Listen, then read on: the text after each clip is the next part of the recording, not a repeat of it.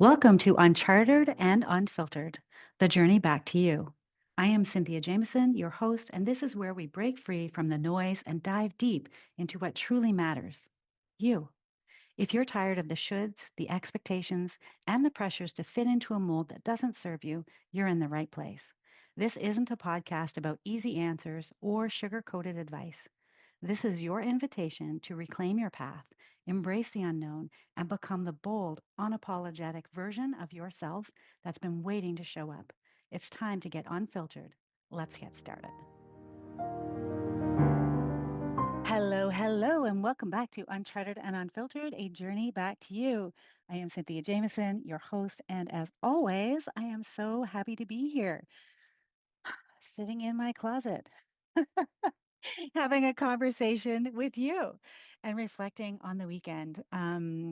My husband and I left on Friday morning very early to travel up to Ontario to see my son, my daughter in law, and our two granddaughters. Oh my goodness, they're so fun. They are 4 and almost 2.5, not 2.5, 1.5, sorry, 1.5. And it was just so lovely to spend 2 glorious days just in their presence, watching them, crafting with them, listening to them, just being with them. It was amazing. I loved it so, so much. And while I was there, I received a text message from a very near and dear friend of mine who's contemplating a new role with a new organization. And, this is like a very unassuming text, right? Just, hey, Cynthia, what do you suggest that I do? What do I read so that I can be successful in this new role? And I paused because I could have given her a list, books to read, and I did give her a couple, people to follow, strategies to try, but that's not what I wanted to offer. So instead, I found myself wondering, like, what if success didn't come from doing more, but trusting more? What if she didn't have to look outside of herself at all? And here's the truth. Sometimes we don't step into a new role because we want a fancy title or a bigger salary or a corner office or the parking spot. I'm not even sure if that's a thing. We do it because where we are feels impossible, toxic, exhausting, like we are shrinking just to survive. We do it because we want to grow, yes, but also because we want to breathe again. We want to enjoy our life again. We want to work with someone who sees us, values us, collaborates with us to remember what it feels like to be respected in the workplace. And so, if that's where you are, let me say this clearly: you are not wrong for wanting more, and you are not selfish for needing out. And you don't have to apologize for craving a good boss, a healthy culture, or a fresh start. Your desire to grow isn't just ambition, it's wisdom that comes from within. So, we are taught from such an early age to look outward. I could see this in my granddaughter this weekend, like looking to me for what is the right way to do this craft. Right? So she's been taught, like, let me ask the expert, not that I'm the expert in the crafting. Let me read the manual. Let me follow the leader. If you remember that game from when you were a kid. And again, I'm dating myself, and that's okay. And while there's wisdom in learning, something gets lost when we forget to listen inward to what we know. We start to believe that everyone else has the answers, right? And we start to silence our own knowing. And especially when we're doing something new, when we're stepping into a new role, a new organization, a new area of leadership, it's so easy to assume that we have to perform in a certain way, that we have to fit a mold, that we have to prove our worth, that we have to. And the truth of the matter is, if you get the position, you don't have to do any of that because somebody somewhere else has already, quote unquote, deemed you as competent or, the person that they want in the role. And so, what if your leadership doesn't come from becoming someone else or thinking like someone else or doing like someone else? What if it comes from becoming more of yourself? And so, I want to offer you today a radical possibility. What if you chose not to ask anyone anything, not to read anything or look anything up, and instead you paused, you closed your eyes, you took a breath and asked, what do I already know?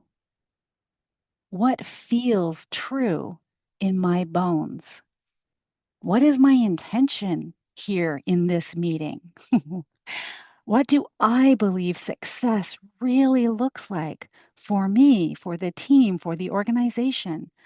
What kind of leader do I want to be? You don't need a blueprint. You need a compass, one that already lives inside of you. And so if success means promotions, praise, and polish LinkedIn posts, you'll need to play the game a bit. But maybe that's not your definition of success at all. Maybe for you, success looks like having a boss who actually values your voice, your contribution, your experience, your wisdom. Perhaps it's leaving a job that's been draining you. Perhaps it's waking up and not dreading Monday. Maybe success isn't about rising higher. Maybe it's about reclaiming your peace. That's important. And if that's the case, then you already have what you need. You don't need more content to consume. You don't need any of that. What you do need is more connection to yourself. You don't need to do more. You need to trust more. So I'm curious about something like, what if, just imagine for a moment, we flipped the model completely? What if success didn't start out there, but in here? And I'm pointing to like my chest, my heart, where my values are, like who I am as a human, my soul. What does your body know before your brain catches up to it? What does your intuition tell you? How is it guiding you? Where is it guiding you to say yes and to say no? Where have you led beautifully, quietly, without anyone naming it or calling it leadership? Because here's what I know, you don't have to become someone else to lead well. You just have to become you, more of you. And that might require you to look for the places and ways that you're not allowing yourself or you don't feel safe enough to be you.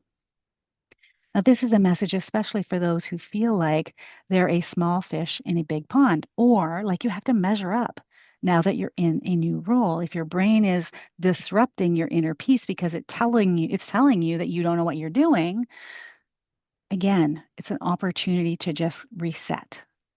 You bring value because of your perspective, your instincts, your lived wisdom, which is unlike anyone else's. And while I don't know because the possibilities are absolutely infinite, I'm pretty sure for myself that I won't have wished that I would have led like everyone else without finding out what it's like for me to lead. So, if you're willing, let's try something.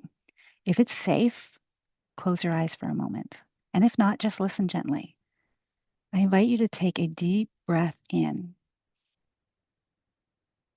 and hold it, and then let it go. And again, a deep breath in and hold and let it all go. And now ask yourself quietly, what do I already know about the leader I'm becoming? What part of me is already wise and already ready? What would it feel like to trust that? And just notice what arises. A word, a feeling, a sensation. There's no need to judge it, just receive it. And when you're ready, open your eyes. So here's your invitation. Start by asking no one. Start by reading nothing. Start by listening to you. Don't Google how to lead. Trust me, been there, done that. Just pause, close your eyes, breathe, and ask, what do I already know? What does success feel like? Not just look like. What would happen if I trusted myself here? And so if you're stepping into something new, a role, a season, a story, here's your reminder. You can start by asking everyone else, or you can start by asking no one and listening to yourself instead. The world doesn't need another perfectly trained leader. It needs you. Honest, grounded, imperfect, powerful.